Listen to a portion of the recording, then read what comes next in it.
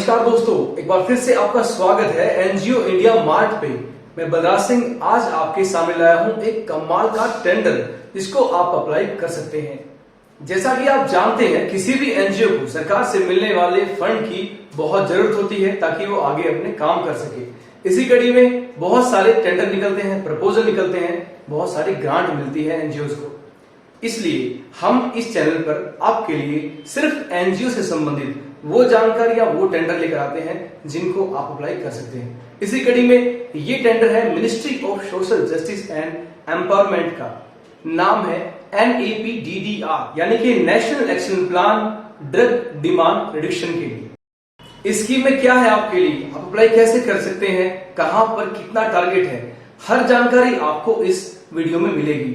मेरी आपसे रिक्वेस्ट है, इस वीडियो को अंत तक देखें और प्लीज आप हमें कॉल इस वीडियो को देखने के बाद ही करें यदि कोई क्वेरी आपकी बचती है तो। सब कुछ बताया गया है इस वीडियो में। शुरू करते हैं ये रिपोर्ट।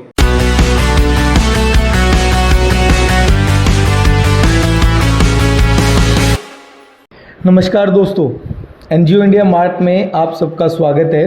आज हम एनजीओ इंडिया मार्ट में एक नया स्कीम आपके लिए लेकर आए हैं और ये एक प्रपोजल भी है और एक स्कीम भी है। और ये स्कीम है डिपार्टमेंट ऑफ सोशल जस्टिस और एम्पावरमेंट की, जो ड्रग डी एडिक्शन से रिलेटेड होगी। और इसके अंदर गवर्नमेंट ने एक आरएफपी निकाला है, जिस आरएफपी का मेन मुद्दा डिस्ट्रिक्ट लेवल पर डी एडिक्शन सेंटर को सेटअप करना होगा under the scheme of national action plan for drug demand reduction NAPDDR। तो NAPDDR स्कीम का ये आरएफपी है, जिसके अंदर पूरे देश में डिस्ट्रिक्ट लेवल पर डी एडिक्शन सेंटर बनाए जाएंगे। देखिए दोस्तों, इस स्कीम को जानने से पहले आप लोग हमारे चैनल को सब्सक्राइब कर दें और इन वीडियो को ज़्यादा से ज़्यादा लोगों को शेयर करें, और ताकि ज़्यादा से ज़्यादा लोगों को इसको फ़ायदा मिले। जैसा कि वीडियो के टाइटल से आपको पता चल रहा है कि इसमें मिनिमम 1 साल का 70 लाख का ग्रांट आपको मिलेगा, और ये ग्रांट आपको कंटिन्यू मिल सकता है जब तक आप इसमें सही काम करते रहेंगे तब तक। ठीक है दोस्तों, तो तैयार हो जाइए दोस्तों वीडियो के लिए। सबसे पहले हम बात करते हैं कि डिस्ट्रिक्ट लेवल पर जो सेंटर बनेंगे वो 2 फॉर्म में बनेंगे। सभी एनजीओ को इनवाइट किया गया है जो रेंट फ्री एकोमोडेशन अपना देने के लिए तैयार है इस सेंटर को बनाने के लिए डिस्ट्रिक्ट लेवल में। लेकिन 2 कैटेगरी में गवर्नमेंट ने इसको मेनली बांटा है। पहली कैटेगरी में 468 गैप डिस्ट्रिक्ट बनाए हैं, जहां पर एनजीओ को इनवाइट किया गया है अपने स्पेस को रेंट फ्री देने के लिए।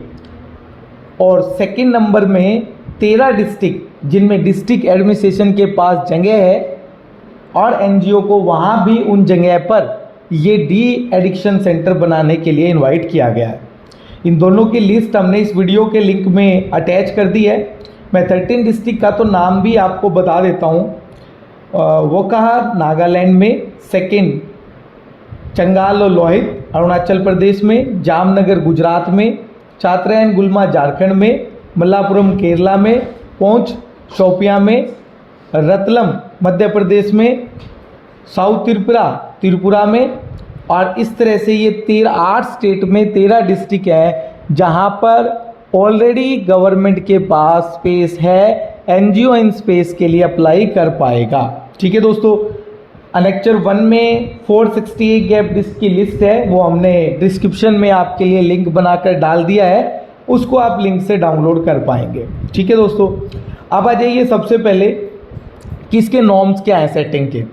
मैं आपको बता दूं कि जहां भी डिस्ट्रिक्ट लेवल पर ICRA, ODIC और CPI टुगेदर यानी कि डिस्ट्रिक्ट हेडक्वार्टर में ये सेंटर बनाए जाएंगे ताकि पब्लिक की रीच आसानी से हो पाए।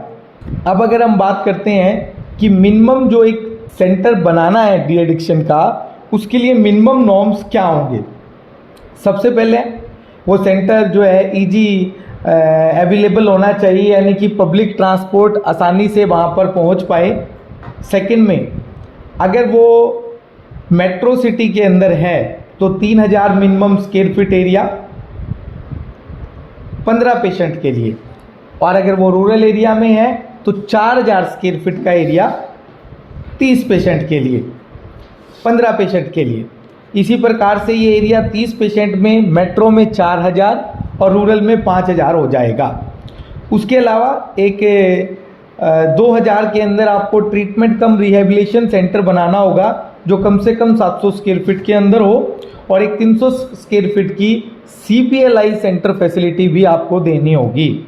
वेल वेंटिलेटर होना चाहिए, कुछ फैसिलिटीज़ जो अश्योर करनी होगी NGO को, waiting space with seating arrangement for a minimum 5 person, cubing room for consultation for physical examination, facility to store drugs की ड्रग्स को स्टोर करने की फैसिलिटी होनी चाहिए। उसके अलावा individual counselling, group therapy, family classes, इन सब के लिए white board, black board, chalk या फिर फ्लोर मैट या बेंच आपके पास होना ज़रूरी है। उसके अलावा आपके पास रिक्रिएशन फैसिलिटी होनी चाहिए, काउंसलिंग रूम, रिक्रिएशन रूम और मेडिकल रूम अलग से होना आपके लिए ज़रूरी है। हालांकि ये स्टैंडर्ड सेट किए गए हैं, परंतु फिर भी अगर इनमें कोई चेंज करना हो तो डिस्ट्रिक्ट अथॉरिटी के अप्रूव से आप लोग कर पाएंगे। कैसे आप अप्लाई कर सकते हो? इसको अप्लाई करने के लिए आपको अनुदान पर आपको अपना यूजर नेम और पासवर्ड की मदद से लॉगिन करके मिनिस्ट्री के पोर्टल पर आपको अप्लाई करना होगा, जिसका लिंक हमने दे दिया है, आपकी स्क्रीन पर दिखाई दे रहा है, grants-msg.gov./ngo-login। ये लिंक से आप अप्लाई कर पाएंगे। ठीक है दोस्तों, फंड कैसे मिलेगा? फंड 2 इंस्टॉलमेंट में मिलेगा। फर्स्ट आपको सेक्शन के बाद और सेकंड आपको उसका यूज़ करने के बाद आपको मिलेगा। ठीक है दोस्तों, अब आ जाइए एलिजिबल कौन है। एलिजिबिलिटी के अंदर मैं बात करूं तो देखिए दोस्तों, 2 एलिजिबिलिटी रखी गई है। एक जो already ministry of social justice के साथ काम करके डी एडिक्शन सेंटर चला रहे हैं गवर्नमेंट या प्राइवेट हॉस्पिटल में, या फिर किसी ने स्पेशल प्राइवेट एक डी एडिक्शन सेंटर रजिस्टर्ड करवाया हुआ है मेंटल हेल्थ केयर के अंदर, या फिर 2 साल का एक्सपीरियंस है उनको सेम काम में करने का। उसके अलावा जो सेकेंड बड़ी अपॉर्चुनिटी है नए स्टार्टअप और NGO के लिए, वो भी डायरेक्ट अप्लाई कर पाएंगे अगर उन्हें पास्ट एक्सपीरियंस नहीं है तो भी। ठीक है दोस्तों, अब आ जाइए दोस्तों, सबसे जो इम्पोर्टेंट बात है, कितना फंड मिलेगा और कैसे मिलेगा। मैं बात करता हूं दोस्तों, फंड में 2 तरह का फंड होगा, एक रेकरिंग, एक नॉन रेकरिंग। देखिए दोस्तों, नॉन रेकरिंग होगा जो 1 टाइम कॉस्ट होगी, और रेकरिंग जो होगा जो मंथली या ईयरली के हिसाब से आपको मिलता रहेगा।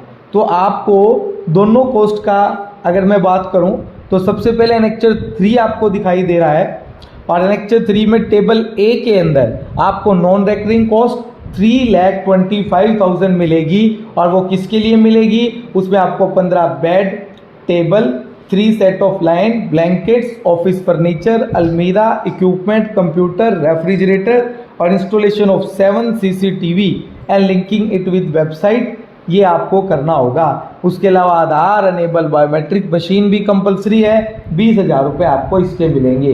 तो सोचो, सबसे पहला जो नॉन रेकरिंग होगा वो 3,45,000 रुपये मिलेगा। ये अगर आपको 1 साल 5 साल में एक बार मिलेगा, 5 साल में इसके बाद भी आपको ये दोबारा मिल सकता है। अब आ जाइए दोस्तों, जो सबसे बड़ा और मोटा अमाउंट इसमें मिल रहा है वो रेकरिंग एक्सपेंडिचर के अंदर है। टेबल बी में सबसे पहले आप एक मैनेजर कम इंचार्ज रखोगे, उसको 40,000 सैलरी यानी 4,80,000 वार्षिक वेतन मिलेगा, जो कि पोस्ट ग्रेजुएट होना चाहिए, 2 साल का MBA का एक्सपीरियंस हो, या फिर ग्रेजुएट में 5 साल का एडमिनिस्ट्रेशन का एक्सपीरियंस होना जरूरी है। प्रोजेक्ट कोऑर्डिनेटर 2 रखे जाएंगे, 25,000 रुपये महावेतन होगा, यानी कि 25,000 मल्टीप्लाई 2 50,000 और 6 लाख रुपए वार्षिक वेतन होगा। एलिजिबिलिटी में ग्रेजुएट के साथ 3 साल का एक्सपीरियंस होना चाहिए। ट्रेनर के केस में 15,000 रुपये वेतन रहेगा, 2 ट्रेनर 3,60,000, 12th पास होना चाहिए, ड्रग्स का एक्सपीरियंस होना चाहिए। आउटरीच वर्कर और सुपरवाइजर 2 15,000 इनका भी वेतन, 3,60,000 रुपये आपको मिलेगा। अकाउंटेंट के लिए आपको 12,000 गुना 2 24,000 रुपये मिलेंगे, 2,88,000। एक कुक के लिए 10,000, चौकीदार के लिए 9,000, 2 चौकीदार अलाउ होंगे। हाउस कीपिंग स्टाफ 2 लोग होंगे। इस प्रकार से मेडिकल में एक डॉक्टर आप फुल टाइम रखेंगे, अगर रूरल एरिया है आपका तो 60,000 पर महीना सैलरी, MBBS होना जरूरी है। और अगर अर्बन में है तो 55,000 मिलेगी। अगर कोई काउंसलर सोशल वर्कर आप अटैच कर रहे हो तो 17,500 रुपये उनकी तनख्वाह होगी। योगा थेरेपिस्ट को 5,000 रुपये महीना मिलेगा, पार्ट टाइम होगा। नर्स फुल टाइम होगी, 15,000 रुपये महीना मिलेगा। 2 वार्ड बॉय होंगे। इस प्रकार से टोटल 45,12,000 रुपये ये मिलेंगे आपको। अब आ जाइए staff, other than staff remuneration, जो उसको चलाने में उसकी मेंटेनेंस होगी। सबसे पहले जैसे कि आपको बताया गया था कि बिल्डिंग आपको फ्री में देनी है, परंतु आपको मेंटेनेंस मिलेगा 5,000 पर मंथ का। मेडिसिन मिलेगी 19,000 रुपये की हर महीने की। उसके अलावा ऑफिस एक्सपेंसेस 20,000 रुपये पर महीना। उसके अलावा पेट्रोल या maintenance of vehicle, kitchen expenditure, total 13 lakh रुपए मिलेगा आपको अदर देन स्टाफ एक्सपेंसेस का। अब आ जाइए रिकरिंग एडमिनिस्ट्रेशन का आपको मिलेगा।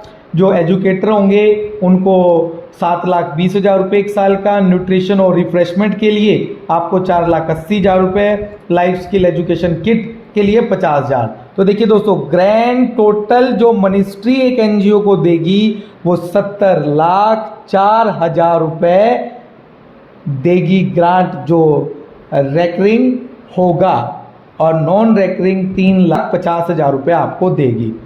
दोस्तों, इस आरएफपी को अप्लाई करने की डेट 30 सितंबर 2022 होगी। इसे ऑनलाइन कोई भी वॉलंटरी ऑर्गेनाइजेशन अप्लाई कर सकता है। इसके लिए 12A और 80G की भी कोई मैंडेटरी कहीं पर नहीं लिखा है। बस आपको अपने एनजीओ को एनजीओ दर्पण पर रजिस्ट्रेशन करके आप इस स्कीम को अप्लाई कर पाएंगे। ठीक है दोस्तों, तो ये थी दोस्तों एक शानदार स्कीम एनजीओ इंडिया मार्ट की तरफ से, जो कि डिस्ट्रिक्ट डी एडिक्शन सेंटर की होगी। धन्यवाद दोस्तों एनजीओ इंडिया मार्ट के साथ बने रहने। गाइस, कैसे लगी आपको हमारी वीडियो? मुझे आशा है ये वीडियो पसंद आई होगी। इस चैनल को सब्सक्राइब करें और हमारी वीडियो को शेयर करते रहें। अगली बार एक नई टेंडर के साथ फिर मिलेंगे आपसे। नमस्कार।